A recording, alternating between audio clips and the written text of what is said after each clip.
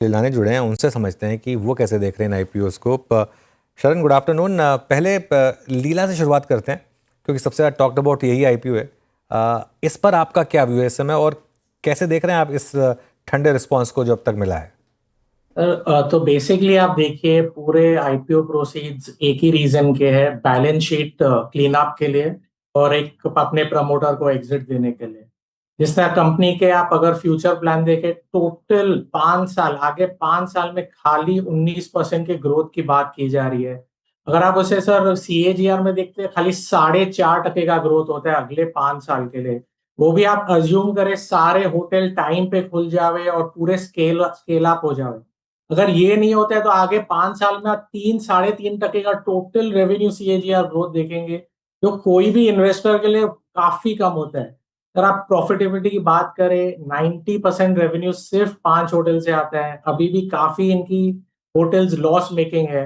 तो आगे चल के कोई गारंटी नहीं है जो होटल ये खोलेंगे वो भी प्रॉफिटेबल रहेगी।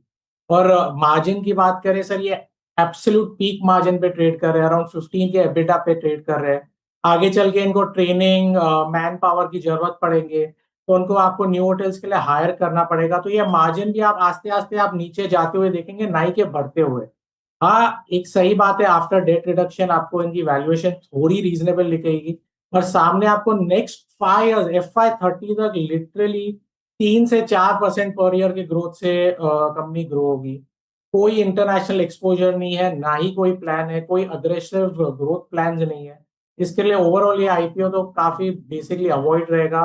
Purpose of the IPO is only for balance sheet clean up and giving promoter access. Okay, Sharan ji good afternoon. Shreya बात कर रही हूँ। लीला आईपीओ की हमने बात की, एक और आईपीओ एजिस वो पैक, इसको भी ठंडा रिस्पांस, 30% सब्सक्राइब हुआ है। कहाँ दिक्कत लग रही है आपको? क्यों निवेशक बना रहे हैं यहाँ से दूरी?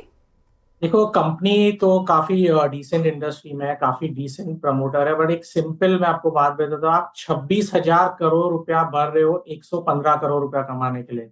बेसिकली कंपनी 115 रुपया इस साल कमाएगी और आप उसके लिए 26,000 करोड़ भरोगे, वो अराउंड 230 पी होता है सर। ये अपसर्ड टू डिल्यूजनल वैल्यूएशन है।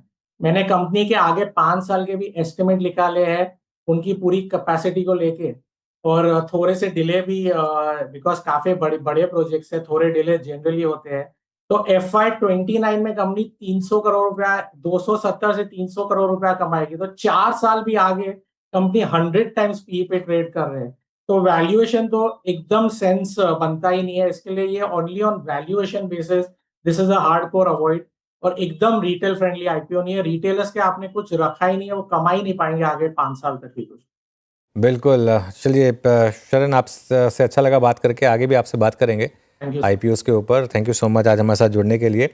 और वीरू, जो बात शरण ने कही ना आखिरी में, वो सबसे इम्पोर्टेंट बात है।